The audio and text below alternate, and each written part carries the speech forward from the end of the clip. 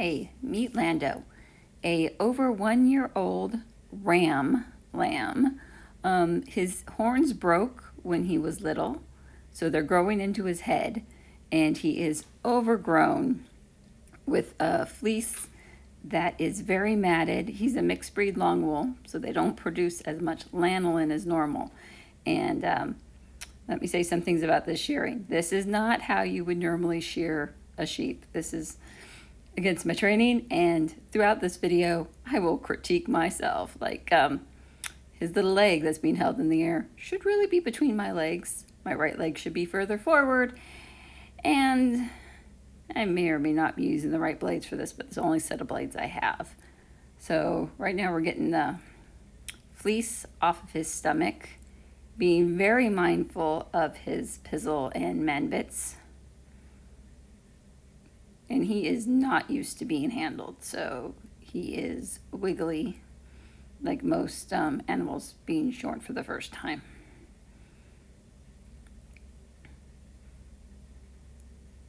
So here I am cleaning off around his manbits, which are absolutely disgusting. He was definitely a messy boy. There, I'm just trying to find a hole to go down because his fleece is so matted. And this is the third sheep I sheared this season after doing shearing school. So I am not the, let's just say I need more practice. So, yep. And here I'm trying to figure out his, shearing out his crutch. So trying to clean out all those yucky bits. Yep, and I should have stepped forward a little bit more with my right leg. You always know what you're doing wrong if you video yourself. I was really working hard trying to get his fleece off, and the shears kept overheating because there's not that much lanolin to work through. We kept having to pause and re-oil the shears and start in on him again. I actually have a sample of the fleece off of his back, so I'll pop that in somewhere here.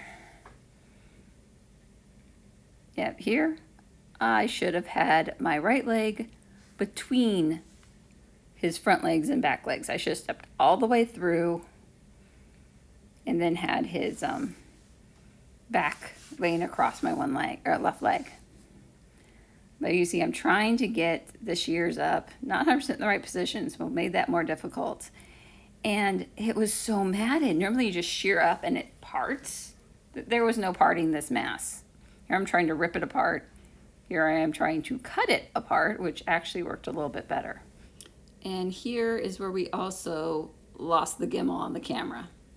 It decided it wasn't going to hold the phone up anymore to film, so we got some pretty unique angles. As I'm trying to find an angle to go through this neck on his fleece. It's probably the hardest thing to do, but the last thing I wanted to do was cut him, especially on his neck. You know, he is being raised as a meat sheep, but that's no reason he should be injured during shearing. Yeah, there I am taking my glasses off. Can I mention it was like 90 degrees, 90 to 100 degrees. We were in the shade, but the humidity was absolutely insane. Okay, lost some footage when I actually got his neck free, but we finally found that. And again, my legs are totally in the wrong space. But at this point, I'm hot. I'm tired. I'm trying to get this off without cutting him.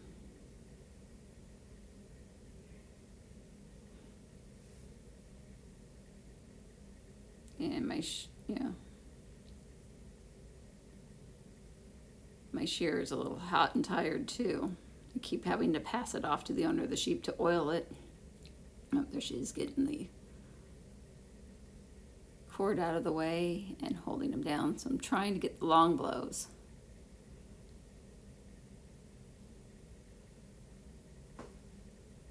And being a lamb, he's very wiggly. I got the bruises on my legs to prove it.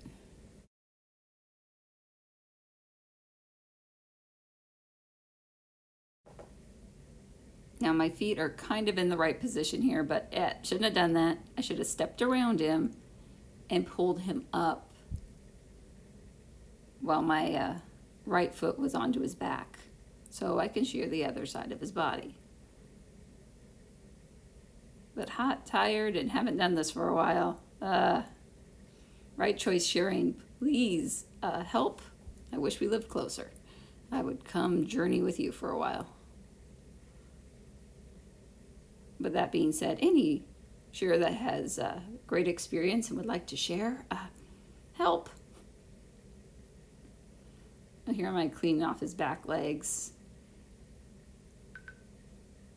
Right now we just want to get this off of him, and it's just a matted mess.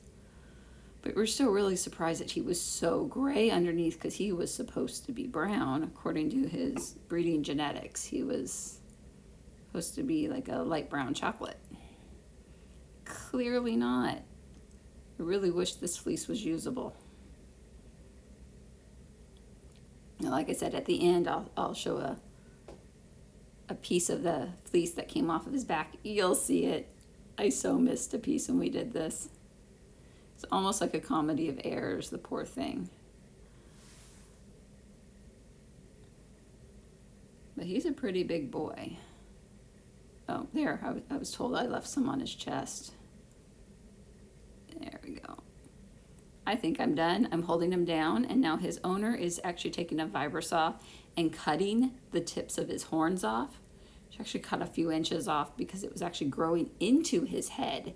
So one of the reasons he was being such a bug is he has a permanent headache, and we're relieving him of that.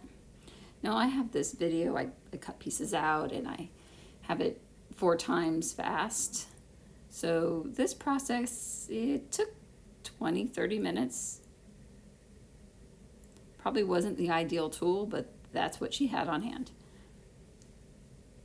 And since I don't offer that service, I don't have those tools at all. I will shear, I will trim their feet, and that's all I do right now. So she's trying to get some good angles, and I'm holding him down. We're trying to keep, oh, there's the chunk that came off. Evidently it's really good for dogs to chew on it. I don't know. Don't own dogs. And she's trying to get the rest of it off. Poor little boy keeps wiggling his head.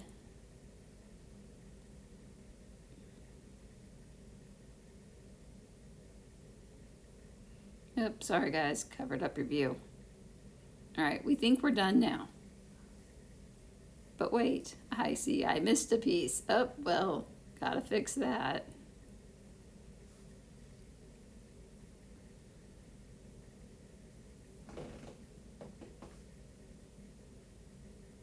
Now, as I'm doing this voiceover, it's almost a month later and it's still 90 degrees out, so it's good that we gave him a haircut.